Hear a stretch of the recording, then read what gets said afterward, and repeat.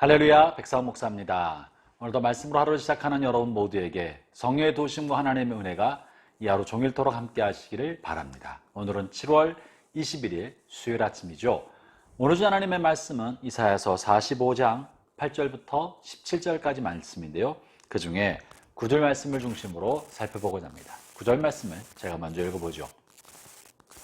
질그릇 종악 중 한 조각 같은 자가 자기를 지으신 이와 더불어 다툴진대 화 있을진저 진흙이 토기장이에게 너는 무엇을 만드느냐 또는 네가 만든 것이 그는 손이 없다 말할 수 있겠느냐. 인간은 스스로 생각하기를 인간이 만물의 중심인 양, 만물의 주인인 양 생각합니다. 그리고 스스로 역사를 발전시켜 나가고 문명을 발전시키고 과학과 문화를 만들었다고 생각합니다. 그래서 마치 인간의 역사의 주인이고 우주의 중심인 양 여기는 것입니다. 그러면서 역사의 심판자인 양 이러쿵저러쿵 판단하고 마음속으로 재판하고 따지고 있는 것이 인간의 실존입니다. 그러나 인간은 사실은 지나가는 안개와 같은 존재요. 잠시 잠깐 있다가 사라질 꽃 같은 존재가 인간 자신인 것입니다. 인간은 스스로 만들지도 못하였고 또 자연의 어떤 것도 인간이 만들어낸 것이 없습니다. 다 하나님께서 하신 것을 가지고 인간은 그저 조성만 했을 뿐이고 그것을 빚어서 다른 것을 만들었을 뿐인 것입니다.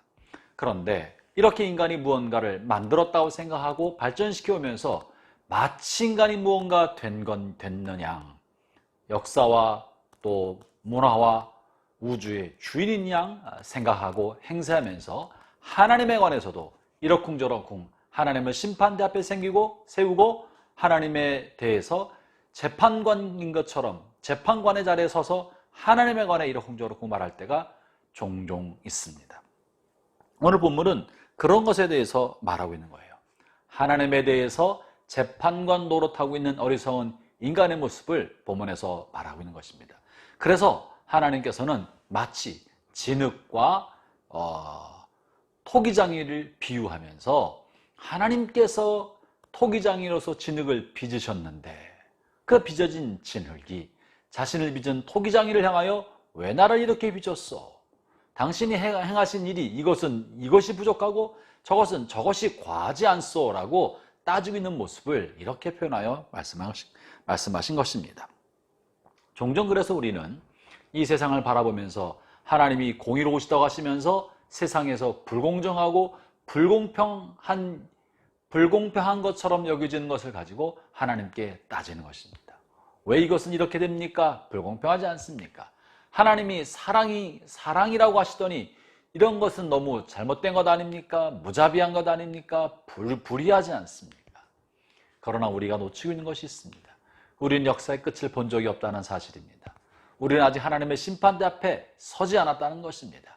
우리는 끝을 아직 보지 못한 것입니다. 그저 우리가 사는 동안에 잠시 잠깐 지나고 있는 것이요. 인간의 짧은 역사 이것만 보고서 이러저러한 말을 하고 있는 것입니다. 우리는 기억해야 될 것이 우리는 피조물이라는 것이에요. 우리가 지은 것이 아니라는 것입니다. 하나님께서 지은 피조물로서 하나님과 우리가 관계한다는 사실입니다. 그러므로 하나님께서 행하신 일에 관하여 우리는 이러쿵저러쿵 할 수 있는 입장이 아닌 것입니다. 생각해 보십시오.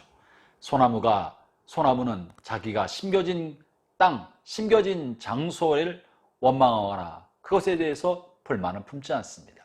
자기가 어디에 심겨져 있던지 간에 그것이 비록 넓은 초원에 심겨져 있던지 혹은 바위로만 구성된 산 비탈기에 심겨져 있던 혹은 깎아지를 듯한 절벽에서 떨어질 듯 그저 그 안에 매달려 심겨져 있던 혹은 왕궁의 정원수로 심겨져 있던 소나무는 자기가 심겨진 땅에 대하여 자랑하거나 불평하지 않고 그것이 어디든지 최선을 다하여 나무가지를 만들고 잎사귀를 피우면서 자라갑니다. 그것이 피조물입니다. 그를 심은 곳은 하나님이시고 그가 심겨져야 할 곳을 정하시는 분도 하나님이신 것입니다. 그것이 하나님의 공평인 것이지 모든 소나무를 똑같은 자리에 심어놓는 것이 하나님의 공평이 아닌 것입니다. 꽃을 생각해 보십시오. 꽃은 자기가 떨궈진 자리에 대해서 불평을 하지 않고 따지지 않습니다. 어느 자리에 있던지 간에 그것이 산기슭에 있던 혹은 화단에 있던 정원에 있던 어디든지 간에 최선을 다하여 아름다운 색깔을 만들어내고 최고의 향을 뿜어내면서 살아갑니다. 사실 보는 사람이 있던 없던 어떻게 평가한 거와 상관없이 주변에 누가 있는지랑도 상관없이 최선의 색깔과 최고의 향을 뿜으며 살아가는 것이 꽃입니다. 우리 인생도 그러한 것이에요. 나의 재능과 능력을 사람이 알아주던 알아주지 않던, 이것이 사람들 보기에 쓰임받던 쓰임받지 않던 나를 지으신 그 하나님을 위하여 다만 내가 할 수 있는 최선의 것을 다하여 살아갈 뿐인 것입니다. 어떤 꽃은 꽃밭에 펴 있을 수 있고 많은 꽃들과 함께 피어서 자신의 색깔이 묻혀버릴 수도 있지만 그것에 살아가는 꽃도 있고, 어떤 꽃은 산깃을 아무도 보지 않는 곳에서 홀로 피어있는 꽃도 있고, 어떤 꽃은 그저 정원에 혹은 금방 꺾여서 화병에 꽂힐 수도 있는 것입니다.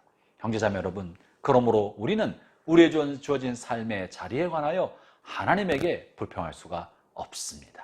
이 모든 것은 하나님의 선물입니다. 형제자매 여러분, 우리가 살아가는 삶의 자리는 하나님의 선물입니다. 하나님 우리에게 한평생 혹은 우리에게 제한된 수명이라는 시간 동안에 우리의 생애를 영위할 수 있도록 선물로 주신 것입니다. 하나님으로부터 받은 선물이 우리의 인생입니다. 이 가운데서 우리는 하나님께서 만드신 자연 안에서 인생을 누리고 또 내게 맡겨진 가족과 함께 인생의 삶을 살아가면서 행복하고 또 충만한 삶을 영위하는 것 자체가 하나님께 영광이 되는 것입니다. 그러므로 선물로 받은 우리 인생을 살아가는 동안에 행복하게 사십시오.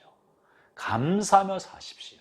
삶의 자리가 어떠든지 심겨진 것이 어떠든지 원망과 불평을 멈추고 그저 나에게 생명을 주시고 인생을 선물로 주신 하나님을 향하여 감사하고 찬송하고 그리고 최선을 다해 삶을 살아가십시오.